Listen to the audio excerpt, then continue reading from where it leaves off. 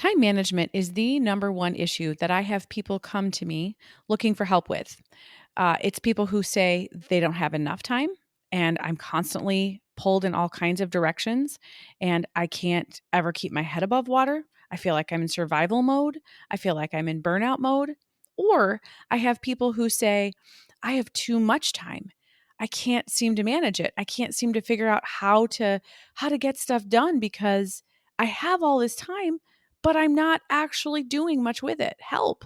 So, whether you struggle with time for whichever end of the spectrum you're on, and maybe you're in the middle, well, we're going to deal with that on this episode of the Intentional Midlife Mom podcast. So, let's get started.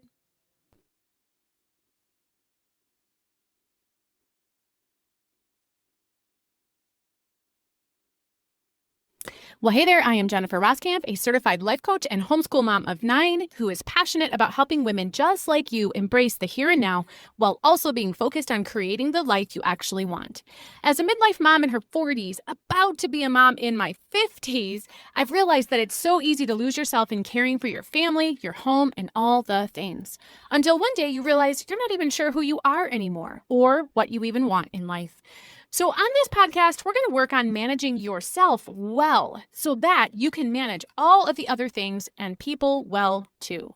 So, let's dive into what it means to manage your home, your time, your family, and yourself well. This is the Intentional Midlife Mom podcast.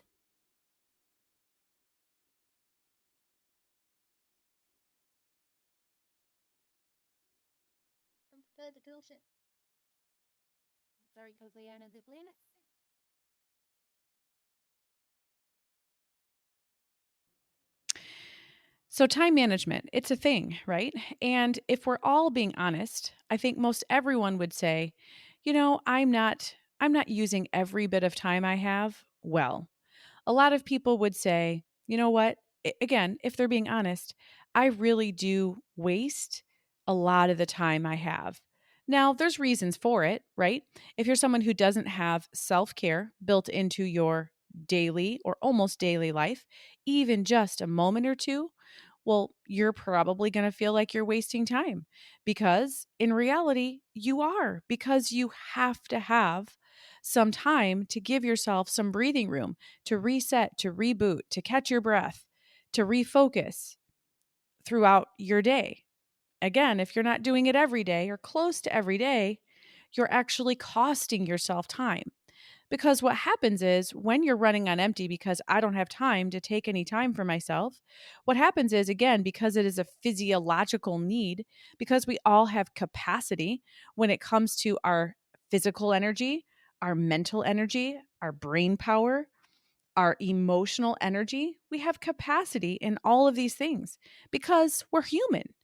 And so when we reach capacity, if you think about it, when your computer is running very, very hard and heavy, if you've ever experienced that, right? You can hear that the fan is running high and your computer just sounds like it is about ready to take off into outer space. Eventually, your computer will just shut down. It will shut off and it will do this reset because it has to, because it's reached the limit. And as people, we are exactly the same. If you are not planning in for time off, this is a huge problem. So, this is going to be what we talk about. So, here's what I know to be true when it comes to finding time for taking time off or finding time for the things you actually want to find time for, but it feels like all you can ever do is the everyday things that have to get done, that endless treadmill of things. If that's all you feel like you have time for and all you're allowing yourself to have time for, you're going to end up, again, taking more time in this reboot, this reset time than you would if you would just plan it into your day every few days or so at the most. Because here's what I know to be true in my own life and in the lives of all the women I coach every single day. You can burn the candle at both ends. You can live in survival mode. You can barely survive keeping your head above water, but only to a point. And in reality, eventually you will not be able to keep going at that speed, at that pace. And so again, you are just going to get to this point of shutdown. You are going to just have to listen to what your body is saying because your brain won't move. Your emotions won't process. Your body won't move. And so then we end up stealing time off from ourselves. And then we end up taking way more time than we had if we had just planned it. And so this is where, again, it comes down to the planning being something that is not just something that it would be nice to do, but it becomes a need. It becomes a necessity. So often I hear, I wish I had time for this, or I wish I had time for that. People hear that I have time for a workout every day and they say, how in the world does that even work? People hear that I go to a book study or a Bible study every week or every other week. How do you do that when your life is so busy? All great questions. The answer is always the same. I don't have the time for these things. I make the time. And the same is true for you. You are not going to feel like you have the time for these things either. Now, this is really only true if you're on the I'm too busy end of the spectrum. If you're on the spectrum where you say, I can't manage my time, I'm not managing my time well because I have too much to do and not enough time to do it, this is where you're running into a problem. You have to make the time to do that. So let's say that you're someone who says, I have too much time. Maybe you are in your retirement years. Your kids are, maybe you're a midlife mom whose kids have now, they've become more independent. They're doing things on their own. You're not driving them places. You're not the one who is doing so many of the things for them. And so you've got all this time. And if you are not planning your time, at least to some extent, you're also not making the time for the things that you want to get done or feel like you need to get done. You have to actually be the one to manage your time. If you're waiting for your time to manage itself, it's not going to happen. So these are two different problems on two different ends of the spectrum, but in reality, the answer is the same, which is you have to make the time, you have to plan for the time to do the things that you want to do or that you know you need to do. So, in case you didn't already know this about me, I have 9 kids and 8 of them are still at home. I homeschool them, I have coaching clients, I run a business. I don't just magically have time for the things that I want to do either. Again, I am not immune from what I am teaching you right here. I also have to make the time. So, I've got a couple of ways to kind of ease into this. So, again, if you are on the busy end of the spectrum, if you are someone who says, I don't have the time, there's no way I could have the time to do these things, here's how to, in reality, start making some time. Because again, that's the only solution. It has to start small. Start small. This is step number 1. Start small. The way I started was with a 10-minute lunch break every single day. And again, I homeschool my kids, so my kids are always around. And so, me having a 10-minute lunch break by myself where I didn't have kids around and I could spend that time doing whatever I wanted to do. Another thing I had to do, just as a little off spin here, is I learned I had to resist the urge to spend my 10 minutes doing more work or taking care of something that needed to be done. I truly needed to have that 10 minutes to give myself permission to, number 1, be by myself, not solving anyone else's problems, not figuring anything else out for anyone else, and just being alone by myself. But I also had to give myself permission to just to do whatever I wanted to do during that time. A lot of times I'm watching 10 minutes of a show I'm watching. I'm listening to a podcast I didn't have time to finish, or I'm exploring something new online that I just wanted to look into. But starting small, I suggest starting with a 10-minute lunch break. You have to give yourself some breathing room into your day, or again, you will forever feel like I am never going to have the time for whatever it is you want the time for. If you're not making the time, you're not going to have it. So, starting small, that's step number 1. Step number 2, tell any relevant people ahead of time. Tell them, this is what I'm doing. Give them plenty of notice. If your lunch break is going to be from 12:30 to 12:45 and you have people who are going to be home at that time, you let them know at 9 a.m. that morning, "Hey, look, 12:30 to 12:45, I'm going to be taking a 15-minute lunch break. I'm going to go here and I'm going to be sitting by myself. I'm going to go into my office. I'm going to close the door. I'm going to go into my bedroom. I'm going to shut the door. I'm going to go sit in my car by myself. But I'm going to be there and I'm going to be by myself. I am not going to be available for anyone during that time. If there is something that you are going to need during that time, you're going to need to let me know by 11:45. I'm going to need to know with plenty of notice that you need something and I need to figure it out during that 15, it's going to have to happen during that 15-minute time, but I'm going to figure it out now. So you need to let them know what is happening, where you're going to be going, and what the boundaries are around this 15-minute lunch break. You may in our house we have the blood or vomit rule. You may only interrupt me if there is blood or vomit involved. Other than that, this 15 minutes is off limits. But I suggest starting with just that 10 minutes, but you've got to tell your people ahead of time. This is what I am doing, and this is what I will need you to do during that time. Tell them what they need to do during that 10-minute lunch break. Step 3 is to actually schedule it into your day. If you don't have it in writing in some way, if you don't treat this like you would treat any other appointment, it's so easy to push it to the back burner. It is so easy to let other things come in and swallow up this time because, well, when else am I going to do these things? If you do not put your time boundaries up around this 10-minute lunch break, it's not going to happen either. And so, one of the ways that you do that is by actually scheduling it into your day. And if you don't already have a daily schedule, that is step 0. You need to have some sort of plan for how your time is going to be spent each day. But this needs to be scheduled into your day in writing. And then step 4 is to protect it. Again, I understand you're going to be tempted to say, well, I didn't finish this, that, or the other thing. I guess I'll do that during the 12:30 lunch break anyway. Or I didn't have time to get to this. I guess I'm going to have to do it at 12:30. I guess I won't be able to take my lunch break today. Of course, there are going to be certain circumstances only, where literally this has to be done. But this should be super far between. This should not be happening. This should be an every once in a while occurrence.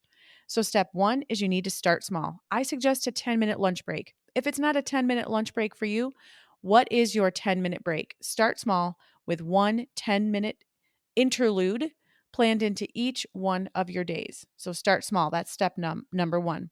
Step number 2, tell any relevant people ahead of time what is happening, when it's happening, what you are doing, and what your expectation is for them. That's step 2. Step 3, schedule it into your day. Write it down, plan it in there. That's step 3. Step 4 is protect it. Resist the urge to let anything railroad over that time. That is your time. You need it. You benefit from it. But here's the thing, everybody else benefits from it too.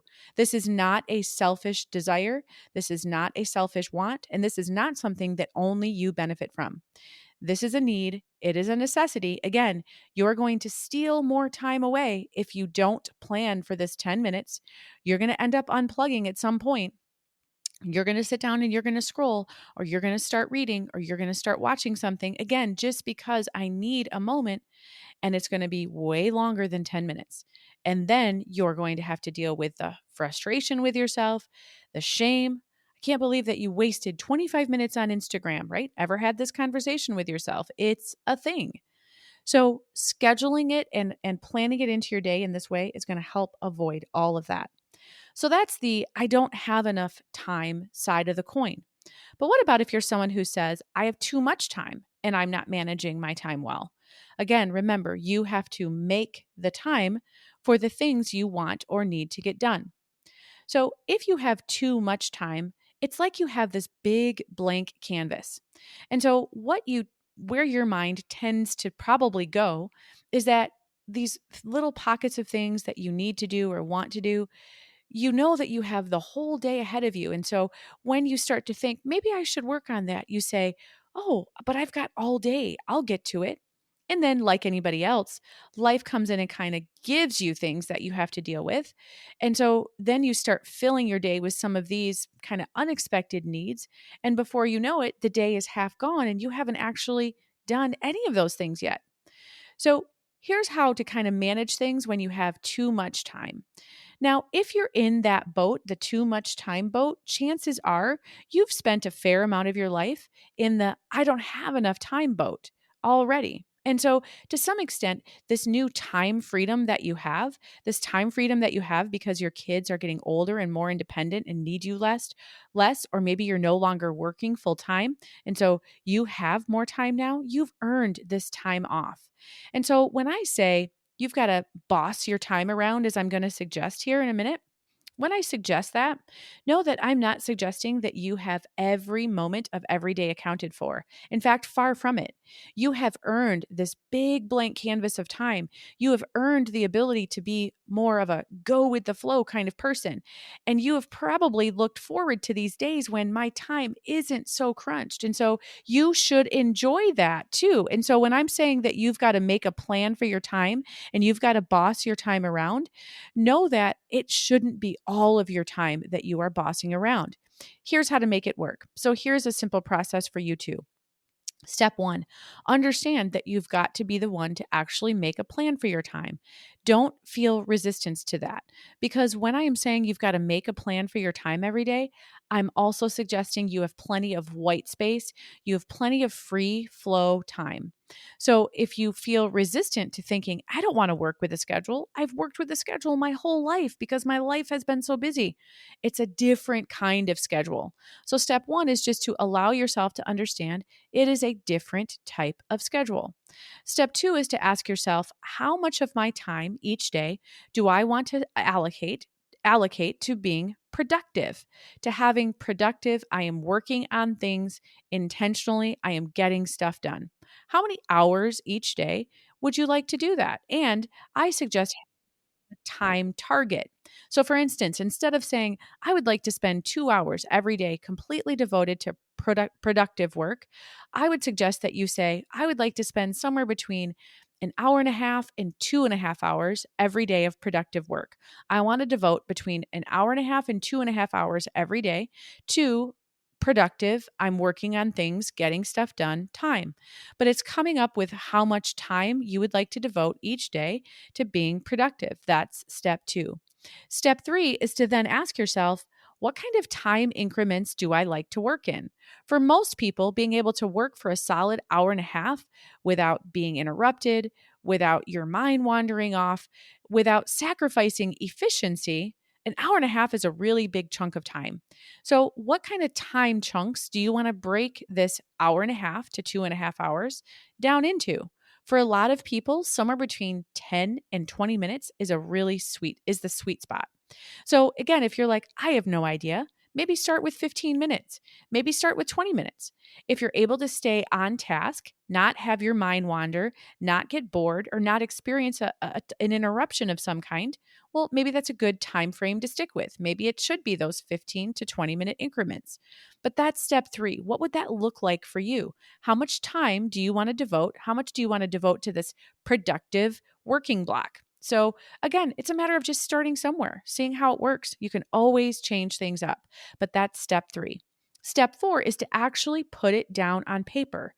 When does your day start? When does your day end? And how would you like to plug this in for this hour and a half to 2.5 hour time frame?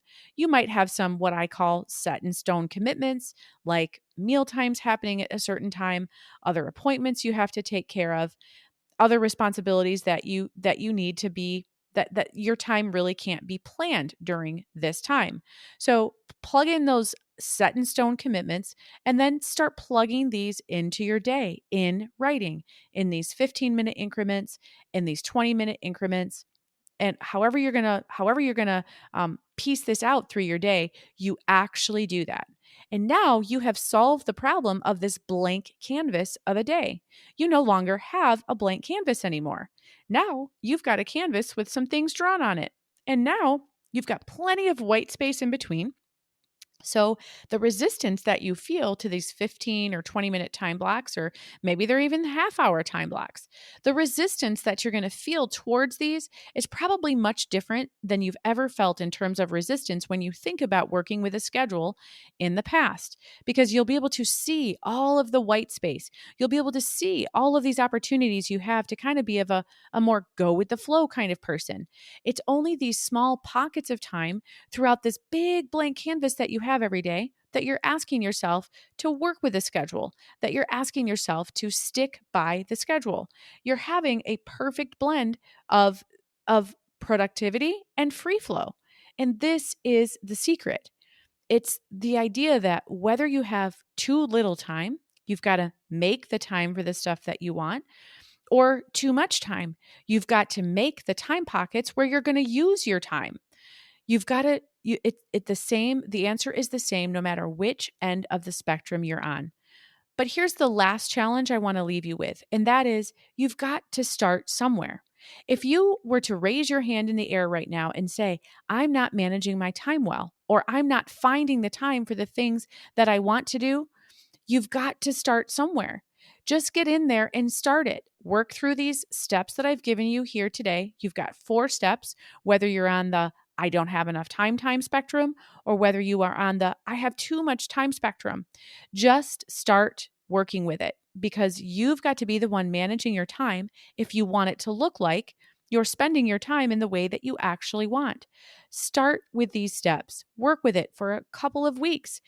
Be observant. How do you need to tweak and change things? What's working, what's not? The evaluation of anything new that you are trying is always the piece that is missed, if there is a missed piece, and many people miss it.